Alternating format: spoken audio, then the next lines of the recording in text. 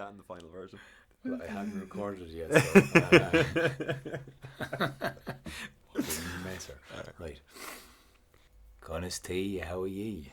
Welcome to Slightly Giddy Candlelit Tales podcast. Don't be saying giddy. Sorry about You're that. going to make me giddy. We are in Rue's studio. Now, for those of you who haven't met or don't know Rue is the third part of the Triskel that started off Candlelit Tales back 5 years ago now, and Rue is the first musician that ever strummed along to the stories with a guitar. So Rue really brought the music, and so we're having a bit of a talk today about music and sound and story. And as always, if I didn't put this in, my sister would kill me and not let me put it out. If you want to support this podcast, you can go to patreon.com/Candlelit Tales. Now, Rue, how are you getting on? Not too bad, Aaron. Not too giddy. Not too giddy. Good stuff. Reining it in, you know. Reining it in. I love your little studio here. It's very good. Yeah, this is like little Rue heaven here. We're surrounded by gongs and stringed instruments and all sorts of mad sound makers from all around the world. Kind of wish you could see the unbelievable musical instruments that he has. Well, I mean, like you could hear stuff if you wanted. I think we might get to that. We'll get to that. Yeah, because we don't want to just blow the load straight away, do we? Phrasing. don't laugh too loud into the mic. You know? I'm leaning back for the laughing. Yeah. Now, Rue, as one of the founders of Candlelit Tales, myself and Circus started the idea, and then you came along basically the second night ever of Candlelit Tales with music. How did you find bringing music to the stories, and how do you think that's developed with Candlelit Tales and our style? It's become, I think fair to say, it's become a whole part of the brand. Like what Candlelit Tales does is mythological storytelling set to music, and like that's been the case ever since the second night ever of it. Because like we just like you and Circa started it off. You're just like more of like a straight up Shanachie old school storytelling night, and then I'll quickly tell the story. The first time that I joined in, I was just back from traveling in Asia for a year, and I was having like a homecoming party thing in Dublin, my mate's gaff. And Aron didn't show up because he was off getting locked elsewhere. And he did show up. He showed up the next morning, like the day after the party. And I was in a pure huff with him because I'm a huffy bastard.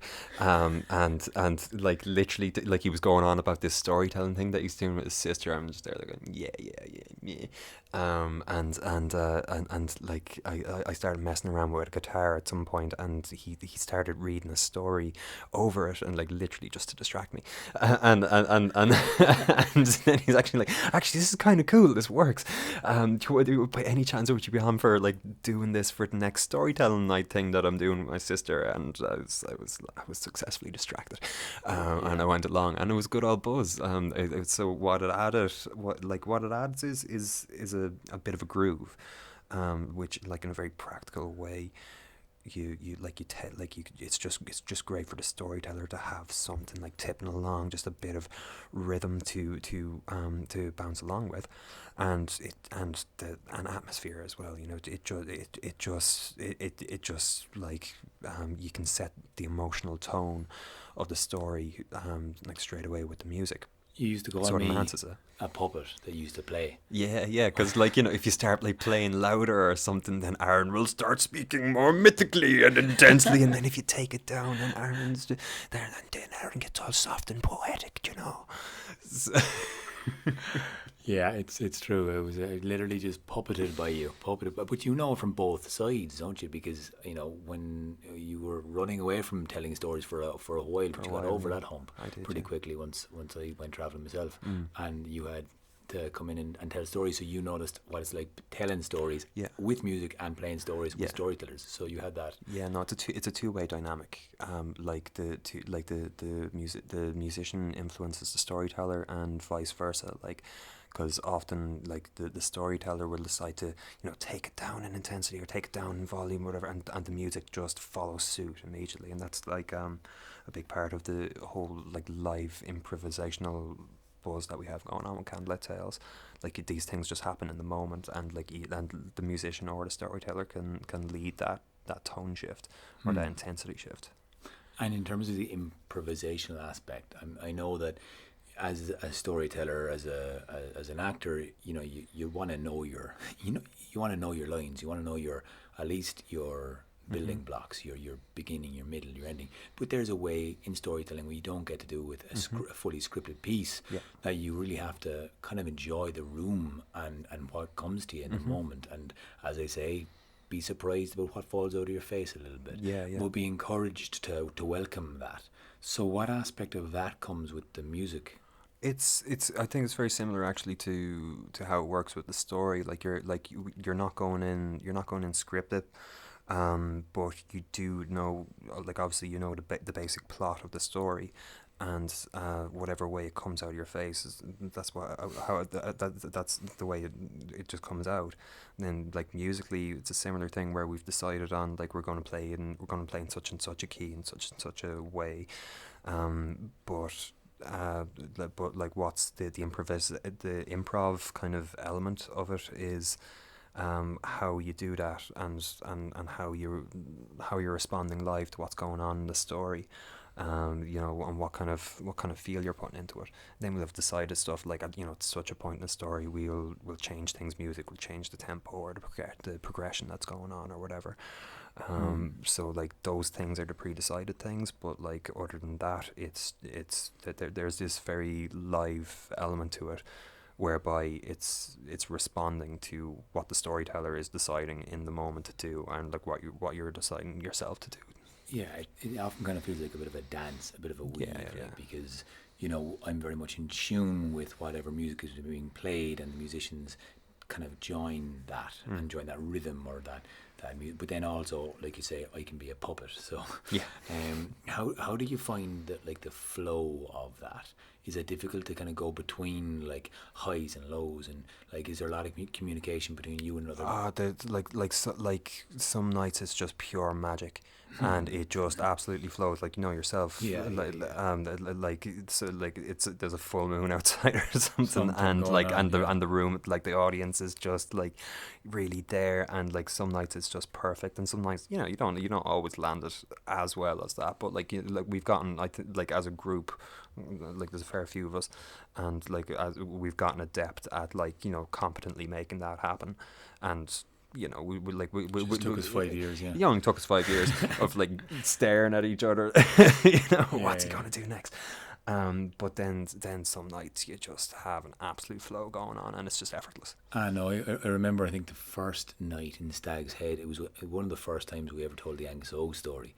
And it was one of the first times that we brought a second musician in. And you were just playing the mando. That's right, yeah. And Dara was playing the guitar. And just something happened. Something just clicked, and that was the first time that we had like three sonic elements going on at once. You got the storyteller, the backing guitar, which is what we'd always had up until that point, but then there was lead instrumentation for the first time, and like now that's our setup now, and that was actually the first time that ever happened. Like we'll have a rhythm player and a lead player. Like the rhythm player is generally on the guitar, like laying down like a steady groove on the guitar, and the lead player embellishes over that in a more melodic kind of fashion, on fiddle or mandolin or like whatever it is. And that was the first time that ever happened, and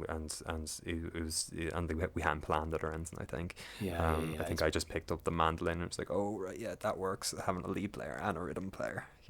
Beautiful. And okay, so how do you think that affects the listener? Like having that lead element, that kind of evocative, atmospheric something. How do you kind of... Specifically the lead now, is it? I mean, the musicality of the whole piece. Just the music in general. It's one of those things that just that creates a little world of it. It's like the moment the story starts, it's almost like this like Pavlovian conditioning thing. I think now is like like this, like because like every show will start with a bit of like a chat, like this is what we're doing, this is what's going on, please throw money in the bucket and whatever. But like then the music starts and it's like now we're in story mode, and like that rhythm is there, and It also has the very practical the benefit of like if it blocks out all whatever outside sound is coming from That's through a true. window or whatever, Yeah. and Remember the like night you're we very much there. You're remember the night we were competing with mute mute fish. fish. It didn't work as well They that were night. not a No, quiet mute fish. fish. If you don't know mute fish, they're this incredible like metal band. Like they were busking on the street outside the Stag's Head one of the nights that we were doing a gig up there, and they were tough competition to deal with. Yeah, yeah, yeah. Me playing like a little bit of acoustic guitar didn't block them Didn't out quite that block them night. out. Yeah, they But belted. normally the music has that effect. Like it helps create an enclosed little world out of the situation. Like you're all of a sudden you're absorbing sound, and you're present in the room. Yeah. Well, I would be curious to hear more, and like I certainly have my own ideas, because the very first night 5 years ago over that we did this without music, I just, all I heard was my voice. All I heard was the silence in between. I heard the ums and the uhs, the scratches, Yeah, the yeah, yeah. people moving, the rustling, and that was taking me out of the story. Whereas when I went up to your where you were in John's house, and you started playing the guitar, and all of a sudden I was like, oh, this just makes me want to tell a story, Yeah, and I yeah, was yeah. just so much more in the flow then. And yeah, I guess listening to it and listening to many of the shows and stories, and that's why we have music sound scores for movies and for plays, because it just it evokes some form of emotional reaction without really putting words to it. Yeah, yeah, and like similarly, like because that's what it is, scoring. Like a little different to how you do it in the movies, but same like essential thing. And like it's there in the background. You don't necessarily even have to be like consciously aware of it, or like you shouldn't be. It shouldn't be taking your attention to a degree that like it's detracting from your attention to what's going on in the story. But it's just there as a component to absorb the listener.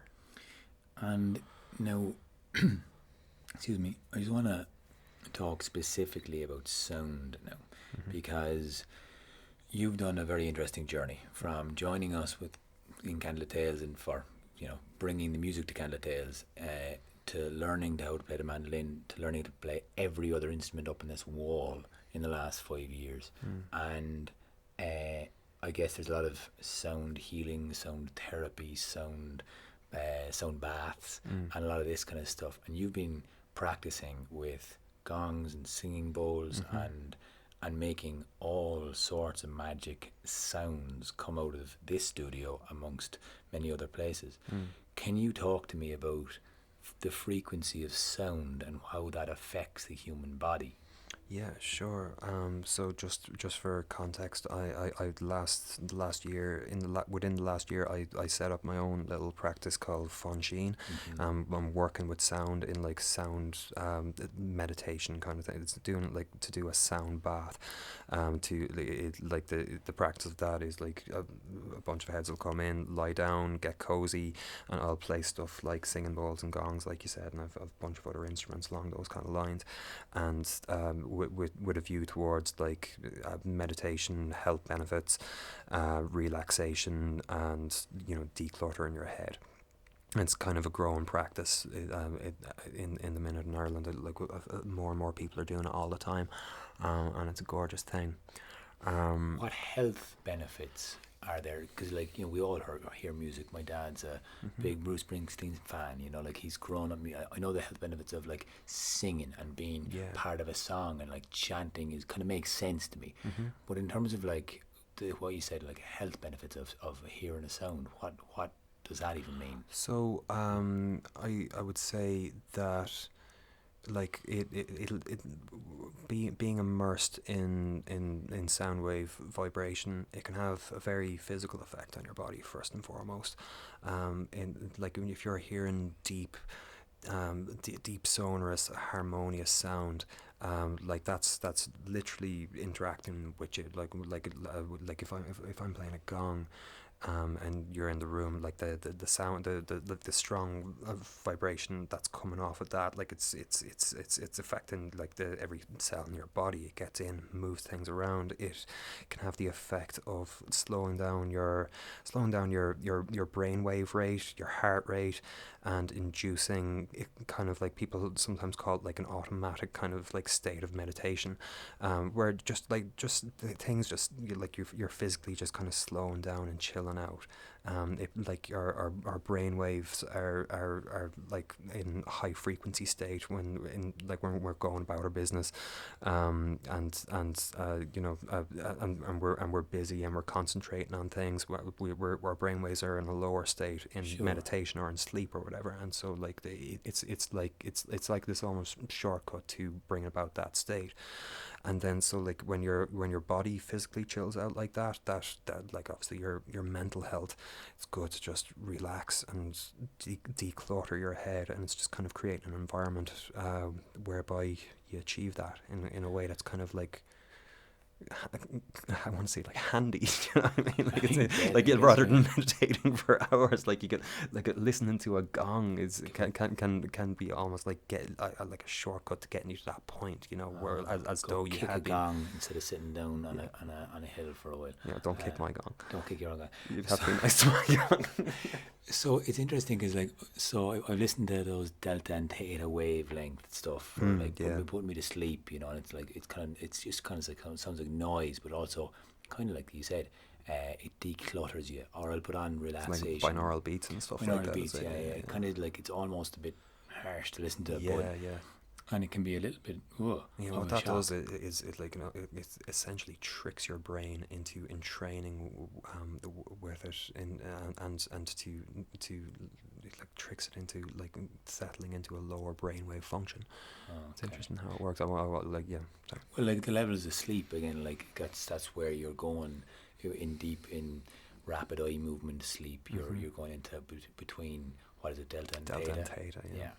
And whereas like we're up in frequency in theta, what are we usually? The other one. The other one. What's the third one? I know gamma is the highest one. I think that's like that's only like really that's like really extreme high frequency. Right, that would only occur in like, you know, under threat or something. Then after gamma, it's alpha. There you go. Fucking 4 years in college and forget all this shit. I tell you, at least we got the degree. At least we got the degree. Oh, jeez. Don't look too closely, and don't look at the final print. So, but like at the same time, it's interesting to kind of go, okay, so we can externally put our brains into a more passive, more relaxed, and our bodies react to it. Like I know if I'm in a forest and I'm just listening to birds and bees and my birds and the bees, you know, but like and the crunch of the leaves on the ground and just like, it's a total streams and it's water. Like a sound bath in itself, like sitting by a river. It's such a gorgeous, relaxing experience.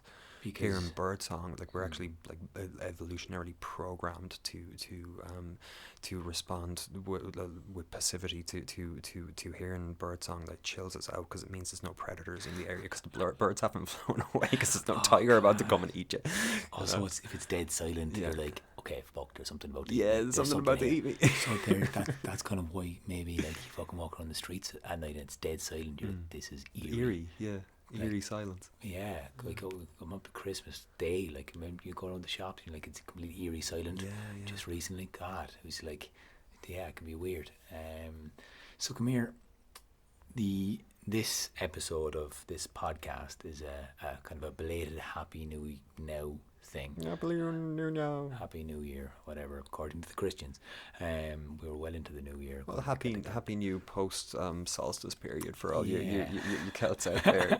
We've just entered into the lighter half, in a sense. Yeah, absolutely. Well, it's progressively getting brighter. It's kind of it's a time for kind of taking care of yourself and rejuvenating. And it's kind of funny that everyone like goes to the gym now, but there's a serious, I think, and it's kind of internally wired into us to mind ourselves and to try and, you know, cleanse a little bit, but prepare ourselves for the spring.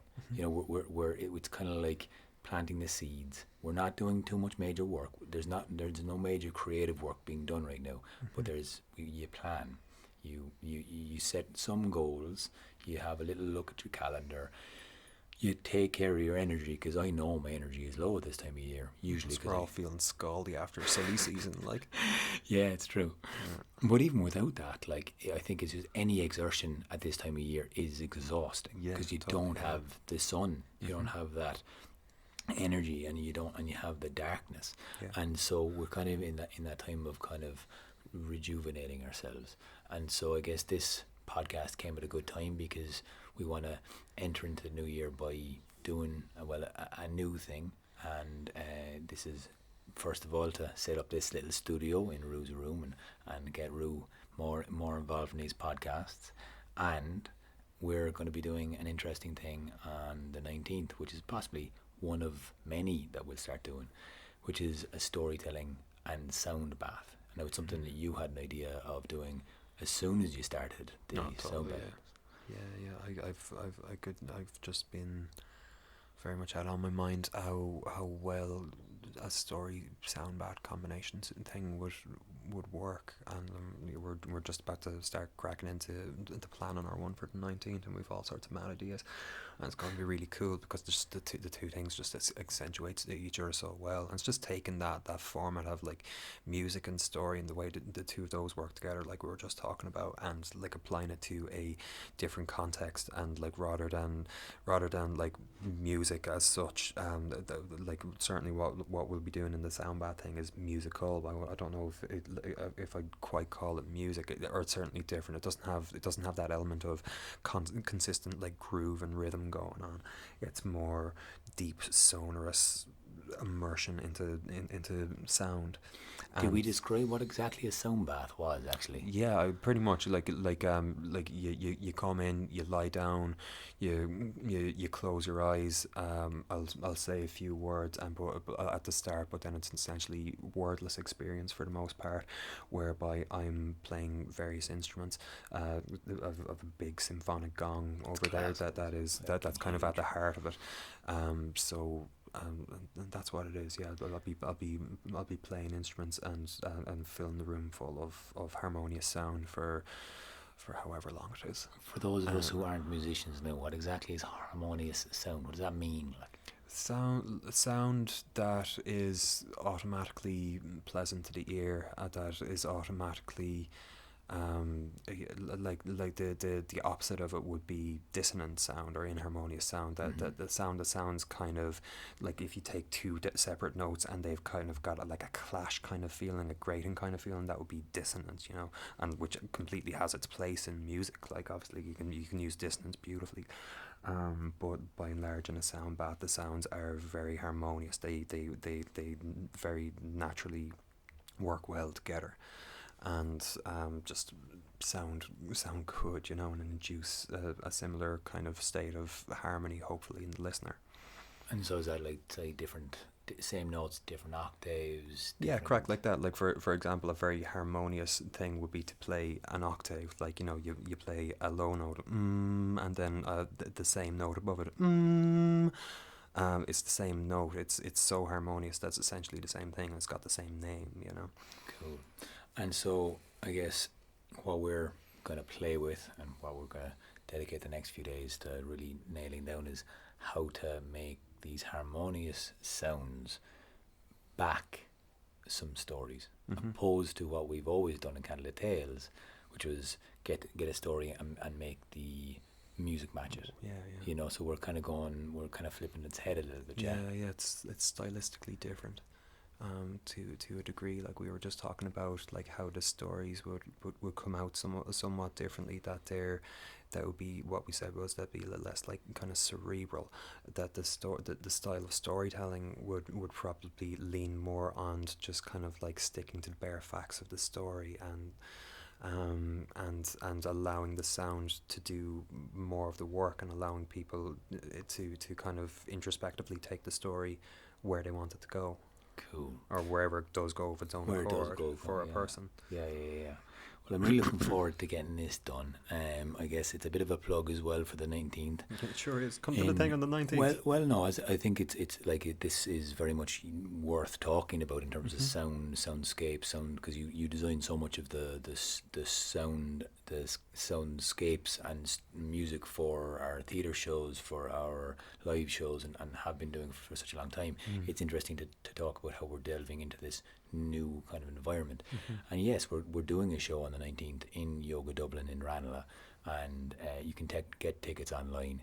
We'll be doing more of these. This is essentially a test pilot one. Really looking forward to it. If you like to come to it, sure. You find it on candlelittales.ie. Our tickets What's it called? Storytelling Sound Bath. Yes. Yes.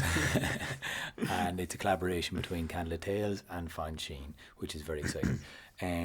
We're now going to do a bit of a story for you. Don't worry, we're not going to leave you without a story. This is going to be a new type of a story. We're going to play with this sound, see what comes out. We'll be releasing a short one here, releasing more on our Patreon page. We're going to be releasing more just stories without the chats on our Patreon page. We don't have tiers as well, because basically we want to make these stories, have these chats, give them out to people for free to listen to. I listen to loads of podcasts. I support the odd one if I can, and if you want to give us the price of a pint or a cup of coffee, or if you have more than that, go to patreon.com/Candlelit Tales. It makes us, honestly, it helps us buy equipment and put time into the advertising of our gigs, and just helps us be artists, which is hugely appreciative. We're hugely appreciative of it. Usually appreciated. Thanks, Ian, thank you. He's another word fixer, just like Surga. You need to have one, like. Who wasn't here today, but she'll be back very soon to tell you a story. But I guess that's basically everything else. If you ever want to get in touch, you can find us on all of the social media outlets. Candlelit Tales is usually the best way to find us. And without further ado, we're going to tell you a story with Rue. You. Slán.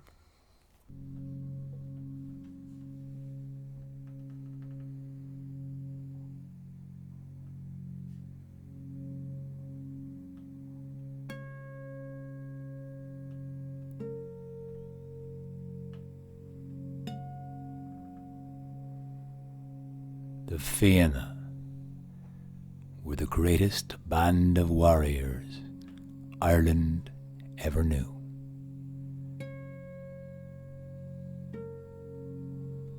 Unfailingly generous, it was said that if the leaves on the trees were all golden and the foam of the waves was silver, the Fianna would give it all away.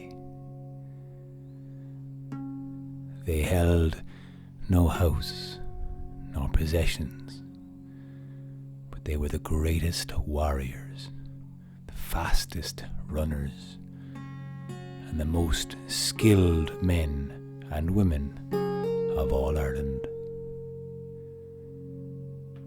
They would gift their strength and loyalty to any king or anyone who opened their door to them.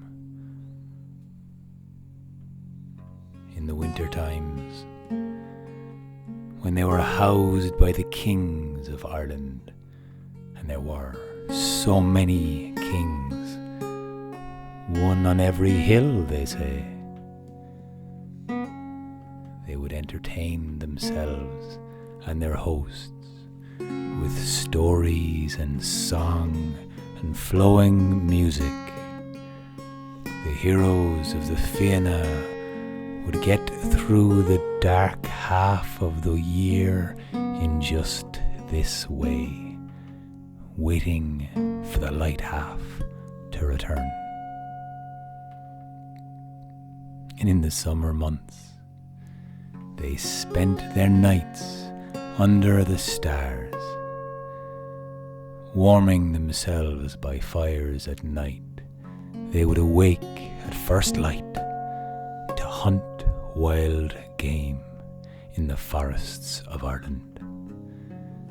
They would forage wild berries, pick mushrooms in the right season, and defend Ireland's shore from any foolish force that would attack.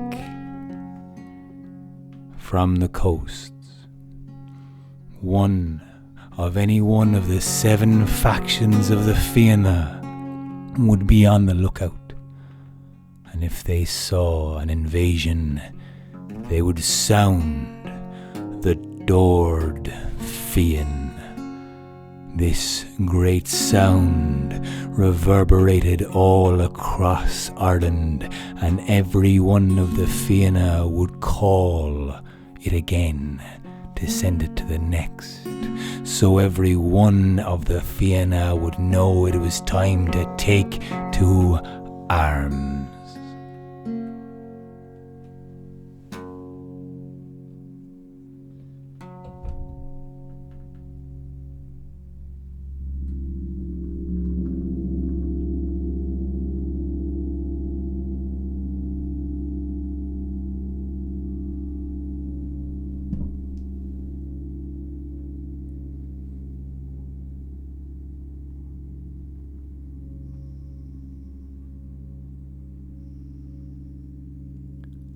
Of all of the great heroes in the Fianna, Fionn Mac Cumhaill was the greatest and the legendary leader of the Fianna.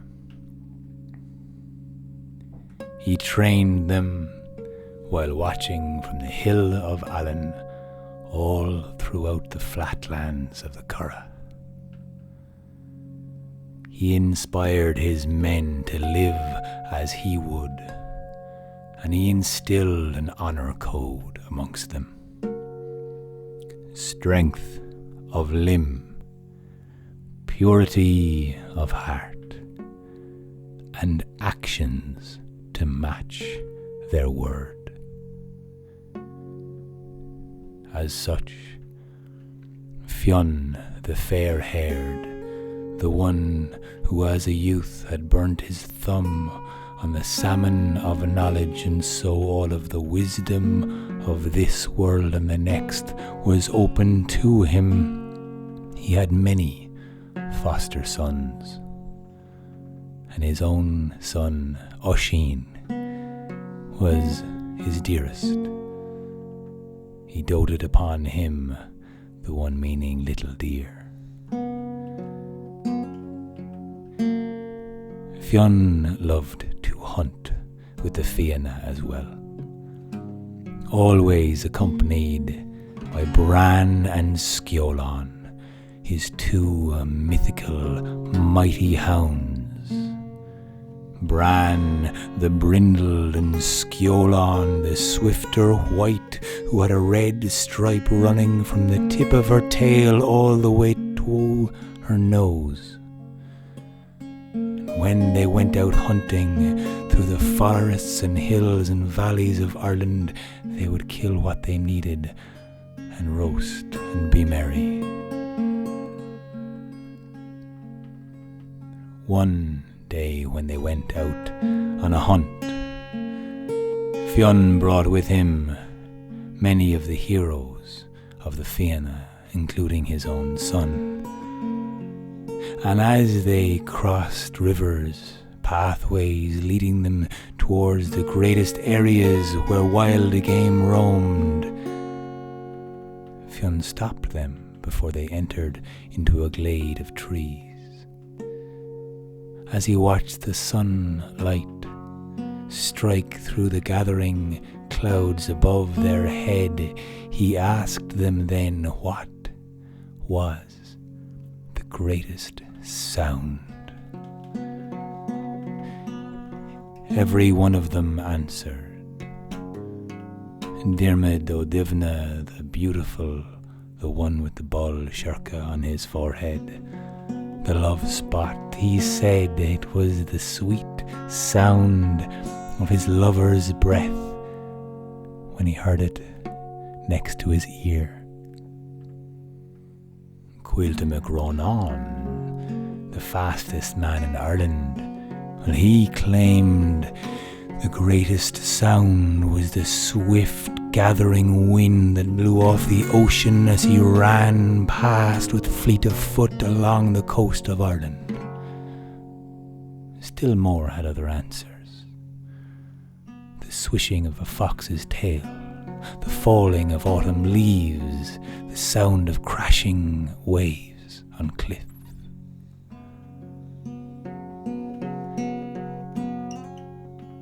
Fionn looked at his own son Oisin, who offered no answer, just a wry smile and a twinkle in his eyes, for he knew his father had an answer.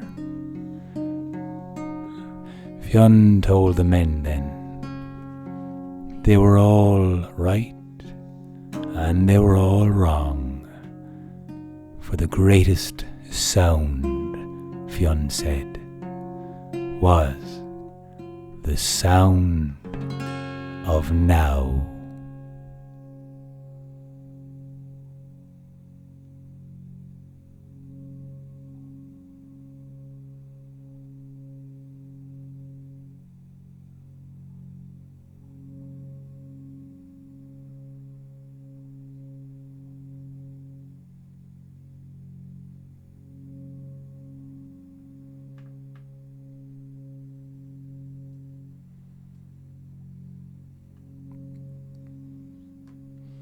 Thank you to Rue O'Shea of Fansheen Sound for letting me play in his laboratory of sounds and scapes and musical instruments.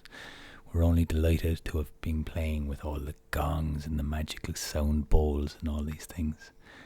We've been working away at this, and we're looking forward to the 19th and many more storytelling and sound baths, or just story and sound bath. You can get bathed in the story, can't you, Rue? Yeah, you can, sure. He's standing back in the room now, so you can't hear him too good.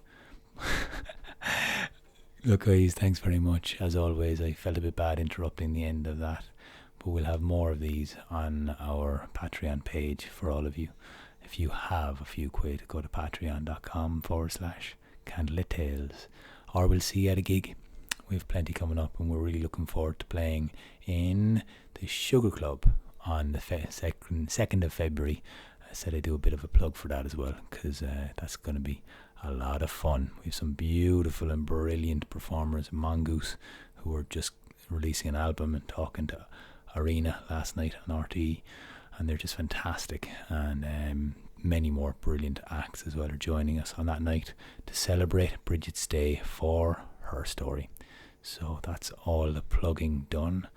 I hope you're having a great one, guys. I hope you're able to restore yourselves in this January month.